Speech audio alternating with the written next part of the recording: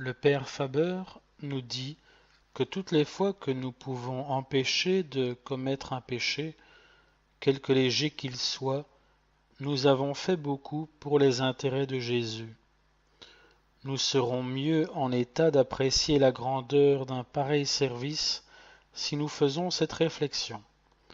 Quand même nous pourrions fermer à jamais l'enfer, sauver toutes les âmes qui y souffrent, faire évacuer le purgatoire et rendre tous les hommes sur la terre aussi saints que les bienheureux apôtres Pierre et Paul, en disant le moindre mensonge, nous ne devrions pas le faire, car la gloire de Dieu souffrirait plus de ce petit mensonge qu'elle ne gagnerait par tout le reste.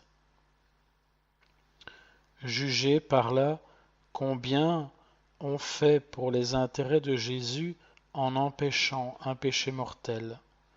Et pourtant, cela est si facile.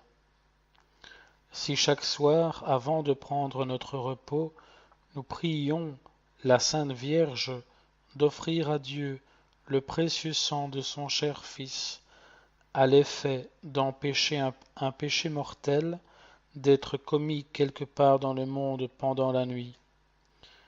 Et si nous renouvelions la même prière chaque matin pour les heures du jour, certes une pareille offrande faite par de telles mains ne saurait manquer d'obtenir la grâce désirée.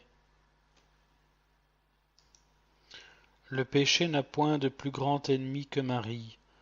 Penser à elle suffit pour le conjurer, et les démons tremblent au bruit de son nom. Si, en réparation des blasphèmes dont les hérétiques souillent la dignité de Marie, vous faites un acte d'amour ou un acte d'action de grâce en honneur de sa conception immaculée et de sa virginité perpétuelle, chaque fois vous favorisez les intérêts de Jésus. Pourquoi s'agiter et se demander avec inquiétude si nous irons au ciel immédiatement en quittant ce monde, ou s'il nous faudra d'abord passer par le purgatoire? Qu'importe, la grande question est de perdre la puissance d'offenser encore le Dieu de notre amour. Le père Faber nous dit encore ceci: il faut avoir de nos péchés une vue générale, et non les considérer en particulier. Et par-dessus tout, comme il a été révélé à sainte Catherine, notre regret doit être un souvenir des mérites du précieux sang, une considération profonde de la miséricorde divine, et non une étude aride et minutieuse de nos péchés. Un des traits les plus caractéristiques du monde, c'est l'ignorance de ce qu'est le péché.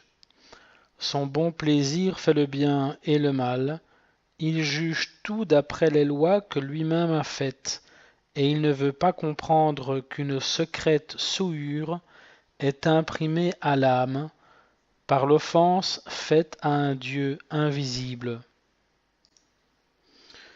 Ah Jésus, voilà vos plus cruelles blessures. Peu vous importe vos mains et vos pieds percés, vos genoux meurtris, vos épaules déchirées, peu vous importe les 100 blessures de votre tête et celles de votre cœur transpercé. Mais les autres blessures, celles que vous causent la froideur, la négligence, l'égoïsme qui ne prie point,